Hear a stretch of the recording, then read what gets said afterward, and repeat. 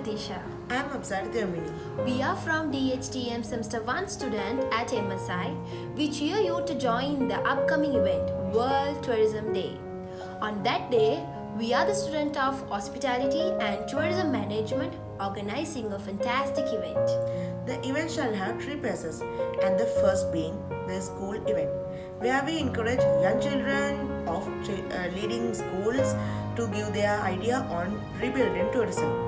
Following that, we are organizing a cycle parade to promote the cycle tourism in Sri Lanka. This event is held on 27th of September 2022 from Auditorium to MSI Colombo.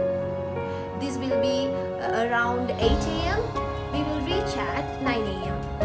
Finally, the main event is to be held at MSI on September 27 from 11 am to 1 pm, where we will inviting key stakeholders in the tourism industry to conduct a panel discussion. So just ready with us guys to rock the event.